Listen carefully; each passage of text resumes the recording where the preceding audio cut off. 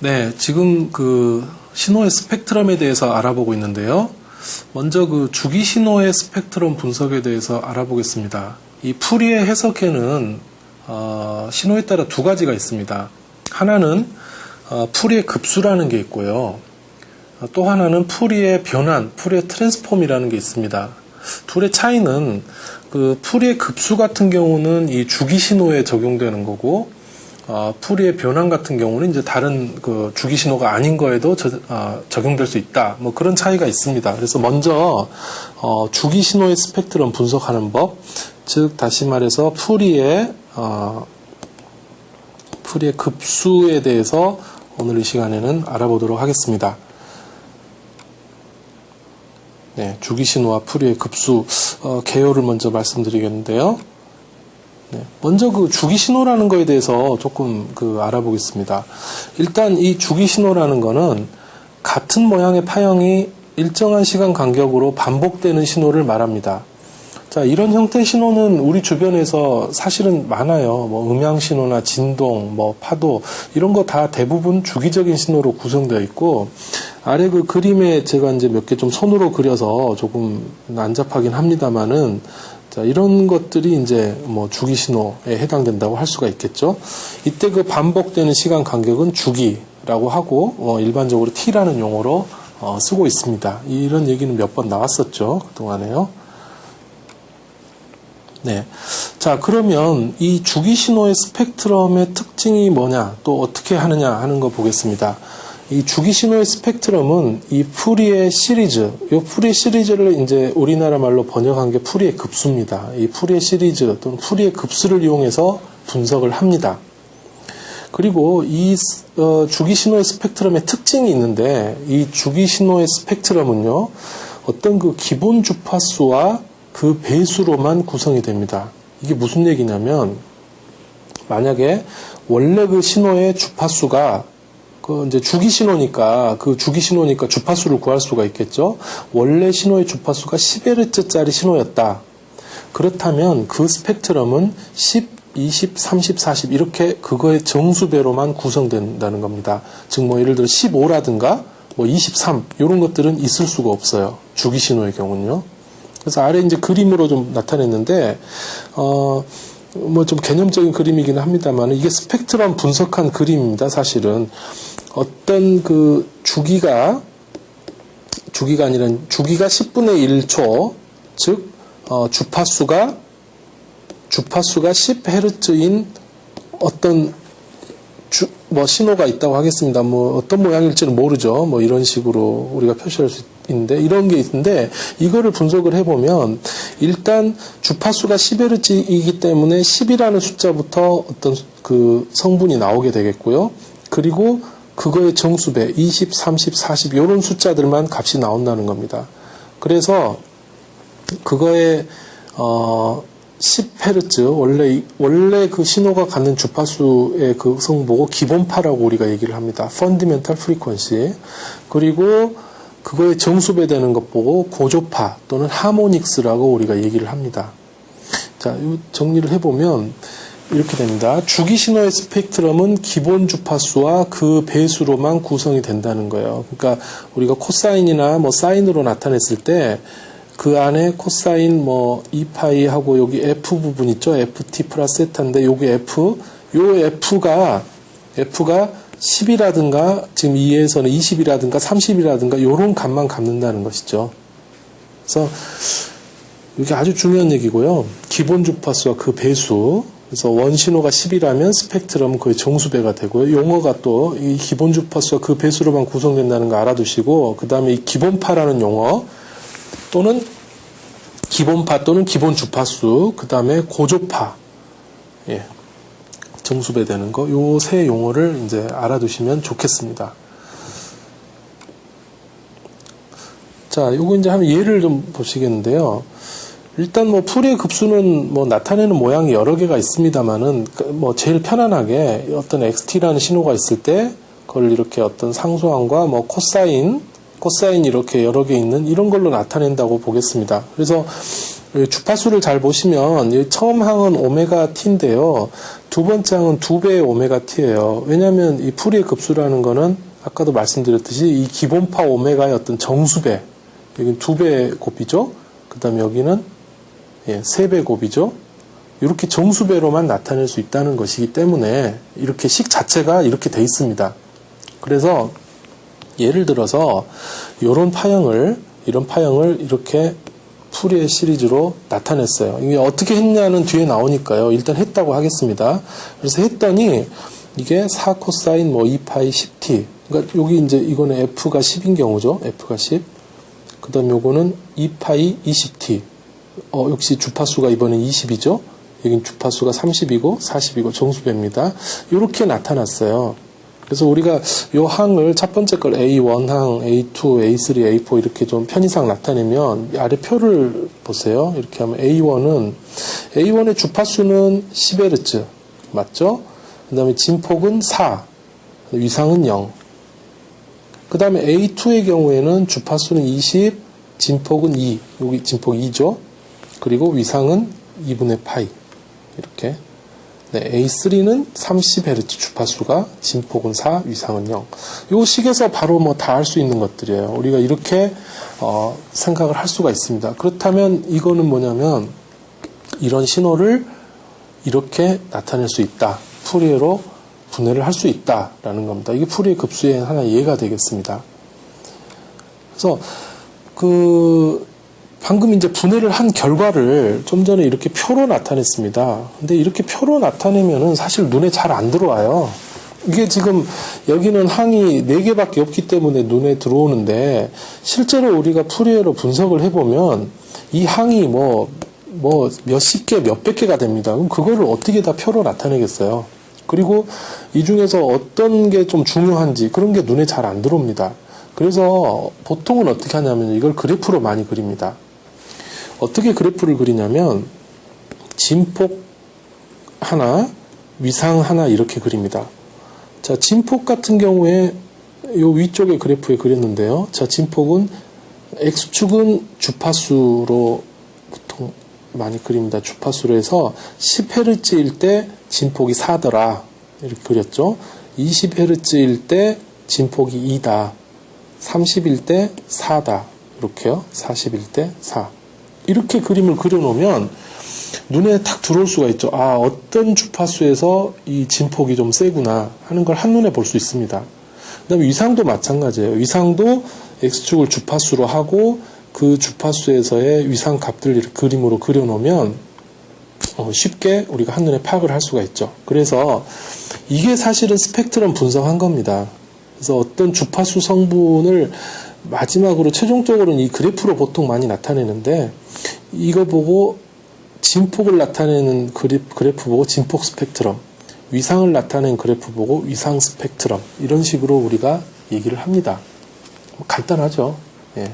그래서 이런 표보다는 그래프, 그림을 많이 이용한다는 것 그리고 그것의 용어가 진폭 스펙트럼, 위상 스펙트럼 이렇게 우리가 나타낼 수 있고 요거 두 개 다 합치면 그냥 스펙트럼이라고 얘기를 하죠. 예.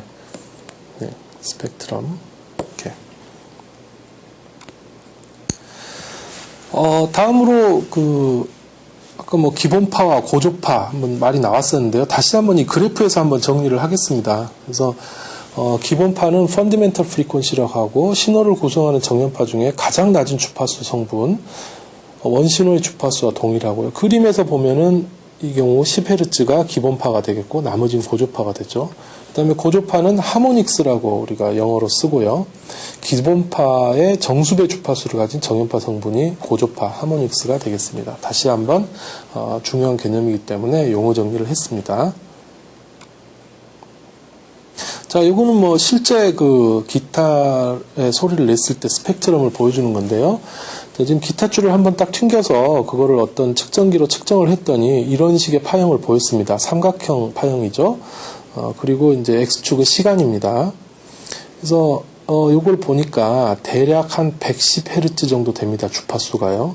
네, 이건 금방 보고 계산을 할 수 있겠죠. 정확하진 않지만 대략 계산할 수 있을 겁니다. 110Hz예요. 그래서 이거는 이제 시간 그래프고 요거를 스펙트럼 분석을 해봤습니다. 자, 스펙트럼 분석을 해서 그 중에서 이제 진폭 스펙트럼만 보여준 거예요.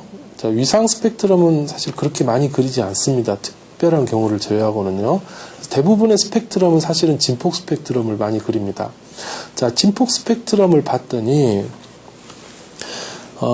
자세히는 보이지 않습니다만은 대략 여기하고 여기 이렇게 뭔가 피크가 나오는 부분만 이렇게 좀 살펴보면 이렇게 피크가 일정한 간격으로 대략 나온다는 걸 알 수가 있어요. 잘 보면은 110Hz, 요거 처음에 거는 대략 한 110Hz 정도에 있고요. 두 번째 건 220, 그 다음에 세 번째 거는 뭐 330, 이런 식으로요. 아니네요. 제가 좀 잘못 실수를 했는데요. 자, 이거는 홀수차 고조파만 나오는 겁니다. 처음에 거가 110이고요. 그 다음 거는 220이 아니라 330이 나옵니다. 곱하기 3 된 거죠. 자, 그 다음에는 550. 그 다음에 거는 770. 이런 식으로. 홀수차의 고조파만 나옵니다. 홀수만. 자, 이렇게도 나옵니다. 특히 이런 삼각파 같은 경우는 이렇게 홀수차의 고조파만 나오는 그런 것들도 있습니다. 또 어떤 그 파형 같은 경우는 또 짝수차만 나오기도 해요. 그러니까 모든 정수배가 다 나와야 되는 건 아닙니다. 그래서 이렇게 짝수배의 고조파만 나오는 파형도 있고 또 홀수배의 파형만 나오는 것도 있고요. 자, 이런 것들이 이제 신호의 어떤 특징이 되겠죠. 네. 예로서 이제 한번 보여드렸습니다. 자, 여기 이제 좀 실제로 뭐 여러분들이 풀어볼 내용은 아니고요. 그 인터넷에 가시면 좋은 자료들이 많이 있는데 그 존스 홉킨스 대학이라는 곳에서 제공하는 사이트가 괜찮은 곳이 있습니다. 그래서 그 여기 여기 적혀진 주소로 가시면은 이런 화면을 보실 수 있는데 이 화면 중에서 그 네 번째에 그 푸리에 시리즈 요거를 클릭을 해보시면 푸리에 시리즈에 대해서 여러 가지 이렇게 합성하는 거를 직접 해보실 수가 있어요. 한번 화면을 제가 캡처한 걸 보여드리면은 여기서 그 왼쪽에 있는 거는 어떤 파형을 할 거냐 하는 거를 지금 그러니까 원래 파형이죠. 원래 파형을 어떤 걸 할 거냐 하는 겁니다. 그 렉탱귤러 펄스 같은 경우 지금 여기 보이는 이 사각형이에요. 바이폴러 펄스 같은 경우는 뭐 이렇게 플러스 마이너스가 되는 이런 것들 뭐 얘기를 하는 거고요. 소우투스가 이제 톱니 모양입니다. 이런 톱니 모양. 트라이앵귤이 이제 소우투스가 이거죠. 톱니 모양이니까 이런 식으로 트라이앵귤은 삼각형, 뭐 익스포넨셜은 이런 식으로 노이즈는 막 이제 이런 거 파형별로 이제 직접 보시면 압니다. 그것들을 보여주고 파란색이 오리지널이에요. 이게 오리지널 신호인데 하나만 그려놓은 거는 이제 주기 신호가 맞습니다. 주기 신호 맞는데 지금 옆에까지 다 보여줄 필요 없으니까 지금 하나만 보여준 거예요. 그래서 이거를 코에피션트 이 부분이 지금 한 개, 그러니까 코사인이나 뭐 사인 항을 한 개만 했느냐, 뭐 여러 개 했느냐, 그걸 보여주는 겁니다. 그래서 합성되는 걸 보여주는 건데, 요 숫자를 점점 늘려가시면 돼요. 지금은 한 개를 했을 때, 이렇게 됐습니다. 다음 화면 보시면, 지금은 이렇게, 여기 보시면 두 개 합성했을 때, 항을 두 개 더한 거예요. 자, 여기는 세 개 더했을 때, 그 다음에, 여긴 5개 더했을 때, 점점 비슷해져 가죠? 15개 더하니까 어떻습니까? 좀 더 비슷해지죠? 그리고 여기 지금 35개 더했거든요. 많이 비슷해졌습니다. 70개 더하니까 점점 더 비슷해졌어요. 자, 이때 여기 아래쪽 화면 보시면 여기 매그니튜드 스펙트럼이라고 써있죠. 이게 진폭 스펙트럼입니다. 진폭 스펙트럼. 자, 진폭 스펙트럼 앞에서 배웠던 거 지금 그 어느 주파수가 진폭이 크냐 하는 걸 보여주고 있고요. 페이지 스펙트럼이 이제 위상 스펙트럼이에요. 위상 스펙트럼과 같이 이렇게 보여주고 있습니다. 자, 근데 더 많이 합친 거 이거 140개, 200개. 꽤 많이 비슷해졌죠? 예. 이렇게 항의 개수를 많이, 그러니까 합성을 많이 하면 할수록 원래 거하고 굉장히 비슷해지는 것을 볼 수가 있습니다. 요거를 이제 뭐 더 많이 하면 더 비슷해지겠죠. 뭐 그거는 여러분들이 직접 한번 해 보시고요. 어, 다른 파형 한번 또 보겠습니다. 지금 이거는 이제 잡음이에요. 잡음인데 잡음의 이건 만약에 주기적인 잡음이라고 하고 한 주기만 그린 겁니다. 그래서 지금 이건 파란색이 잡음인데요. 빨간색이 이제 합성한 겁니다. 여기 7개. 이거 보시면은 이거 도저히 이런 걸 어떻게 정연파로 사인이나 코사인으로 합성을 할 수 있을까라고 생각을 할 수가 있는지 모르겠지만 실제로 해보면 이게 7개 있을 때 좀 비슷하지 않지만 70개를 합하니까 어떻습니까? 좀 비슷해졌죠. 이런 잡음도 주기적이기만 하면 이렇게 코사인, 사인으로 합성해낼 수 있다는 겁니다. 자, 요것은 그 다른 어떤 그 프로그램인데요. 요 사이트도 한번 가보십시오. 여기 주소에 가보면은 또 다른 형태의 그 풀이의 급수 가상 실험할 수 있는 그런 무료 프로그램이 인터넷에 보면 있습니다. 요거 이제 자바 기반으로 하기 때문에 컴퓨터에 자바가 깔려 있으면 해볼 수가 있어요. 자, 요거는 여러분들이 직접 한번 해보시면서 풀이의 급수라는 게 이런 거구나, 이렇게 분해와 합성이 될 수 있구나 하는 거를 직접 한번 느껴보시면 되겠습니다.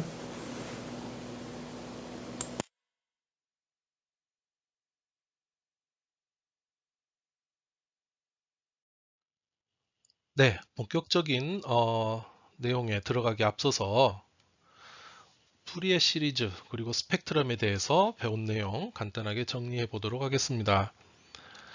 가장 중요한 내용, 먼저 나온 내용은 이거죠. 주기신호는, 여기서 주기신호가 중요합니다. 주기신호는 여러 개의 정연파, 즉 사인이나 코사인을 합해서 만들 수 있다. 즉 사인이나 코사인의 합으로 구성된다는 겁니다. 그래서 주기신호가 있을 때 이것들을 사인이나 코사인의 합으로 나타낼 수도 있고, 반대로 이 사인이나 코사인을 합하면 주기신호를 만들어낼 수도 있다는 거죠. 자, 이렇게 여러 개의 정연파로 분해를 했을 때 이 정연파의 가장 낮은 주파수 성분, 뭐 100Hz, 200Hz 그런 주파수를 얘기를 하는 겁니다. 그 가장 낮은 주파수 성분을 우리가 기본파, 펀디멘탈이라고 하고요. 그리고 그 나머지 더 높은 쪽 있죠? 그걸 우리가 고조파라고 부릅니다. 자, 이때 중요한 것은 고조파는 기본파의 정수배입니다. 그러니까 기본파가 예를 들어 100Hz라고 한다면 이 고조파들은 200Hz, 300Hz, 400Hz 이런 것들로 구성되지 중간에 뭐 150Hz 이런 거는 있을 수가 없다는 거예요. 이거 굉장히 중요한 내용입니다. 정수배로만 구성된다는 거예요. 자, 그리고 신호를 구성하는 정연파 성분의 진폭과 위상, 그걸 나타낸 것을 우리가 신호의 스펙트럼이라고 부릅니다. 즉, 이 스펙트럼이란 것은 어떤 정연파 성분으로 신호가 구성되어 있나 하는 걸, 그 정보가 들어있는 거죠. 자, 그러면 이런 스펙트럼은 어떻게 구할 수가 있느냐? 이 주기신호의 스펙트럼은 푸리의 급수라는 걸 이용해서 구할 수가 있습니다. 푸리에는 사람 이름이죠. 네, 푸리의 급수를 이용해서 구할 수 있고, 참고로 비주기 신호인 경우, 주기 신호가 아닌 경우의 스펙트럼은 푸리의 변환이라는 것을 이용해서 구하면 됩니다. 자, 이게 지금까지 배운 주요한 내용이었습니다. 더 진도가 나가기 전에 이 내용은 잘 기억하고 계셔야 됩니다. 자, 그러면 잠깐 이제 수식적인 내용 들어가기 전에 푸리의 급수라든가 스펙트럼, 또 신호의 합성과 분석에 대한 몇 가지 예를 좀 보도록 하겠습니다.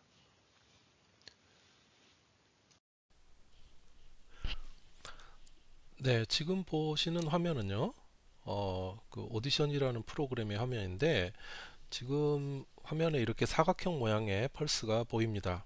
자, 이것이 그 펄스, 그러니까 사각형 모양의 주기 신호를 지금 보여준 것인데요. 이 소리를 들어보면 네, 이런 소리가 납니다.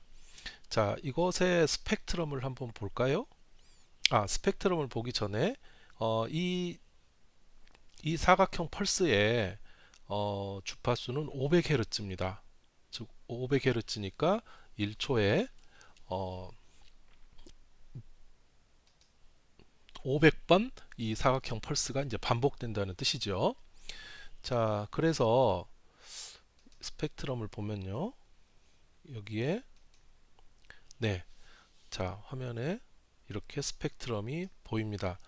잘 보시면 이렇게 뭐가 하나씩 나오는데 이게 바로 스펙트럼이에요. 그래서 이 주파수를 보면 이게 정확하진 않지만 이게 커서로 찍는 거라 좀 정확하진 않습니다. 약은 516 정도가 나오는데요. 이게 정확하게 이제 찍으면 500이 나오겠죠.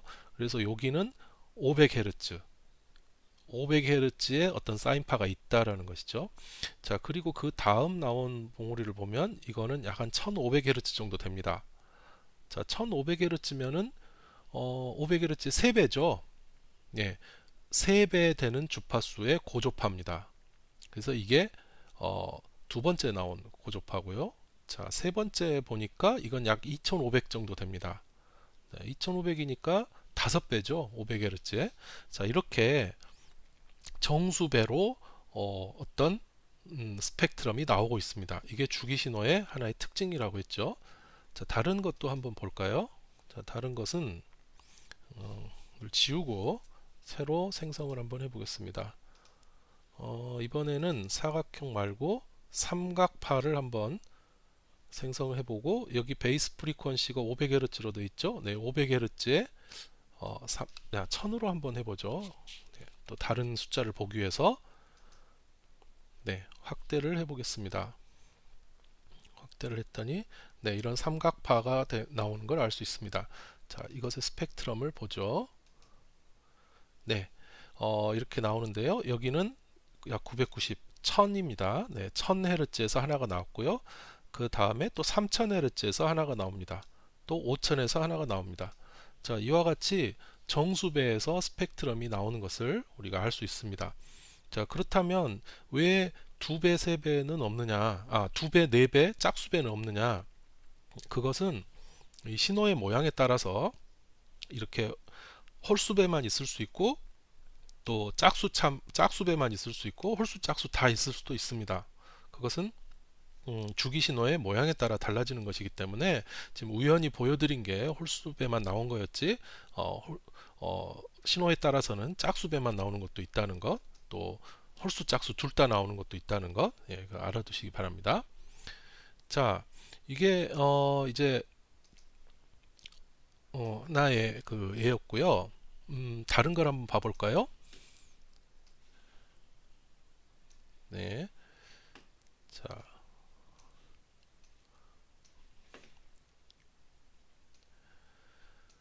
방금 보여드린 내용에서는 우리 그 홀수배의 어떤 배수로 스펙트럼이 나오는 걸 봤습니다. 그러면 조금은 이제 이 뒤에 이제 나올 내용인데요. 예로서 한번 인터넷에서 나온 내용을 한번 보겠습니다. 자, 지금 이거는 삼각파입니다. 삼각파. 자, 삼각파인데, 자, 여기 그 사인이나 코사인을 여기 숫자는 몇 개 더하느냐 이게요. 1부터 10까지 10개 더 있다는 거거든요. 그래서 만약에 여기다 1을 한번 써보겠습니다. 하나만 더한 거죠. 자, 그랬더니 어떻게 됩니까? 사인파 하나만 예쁘게 나와 있죠. 자, 두 개 더 해보겠습니다. 네, 두 개를 더했더니 조금 달라졌죠? 모양이요. 자, 세 개, 세 개가 제가 너무 한꺼번에 너무 많이 돌렸네요. 네, 네, 세 개, 네, 좀 달라졌죠? 숫자를 네, 올려봅시다. 7개. 네, 점점 모양이 가까워지고 있습니다. 20개 정도 해볼까요? 20개. 예, 삼각파와 많이 가까워졌죠? 네, 이렇게 사인을 많이 더하니까 원래 신호와 점점 가까워지는 걸 볼 수 있습니다. 한 200개를 더 해보겠습니다. 네, 매우 원래 삼각파와 가까운 그런 파형이 나왔습니다. 다른 예를 한번 더 보죠. 네, 요거 보겠습니다. 스퀘어 웨이브. 네, 이렇게 사각형 펄스입니다. 지금 현재 10개를 더해 놓은 건데요. 이걸 좀 더 많이 더해 볼게요. 한 20개 더해 보겠습니다. 20개. 네, 좀 더 가까워졌죠? 한 100개 더 해볼까요? 100개. 네, 매우 비슷한 우리가 이게 동그란 사인파나 코사인을 더했음에도 불구하고 굉장히 가까워지는 걸 볼 수 있어요. 한 개를 했을 때는 보세요. 그냥 단순한 사인파죠. 자, 세 개, 두 개, 네, 세 개, 네 개, 네, 점점 숫자를 늘릴수록 사인파를 더해 갈수록 원하는 주기 신호에 가까워지는 걸 확인할 수 있습니다. 자, 여러분 여기서 뭘 보실 수 있나요? 우리가 사인파를 많이 더하면 어떤 모양의 주기 신호든지 만들어낼 수 있다는 거거든요. 그래서 거기에 착안해서 만들어진 응용 분야인데요. 악기가 있습니다. 악기.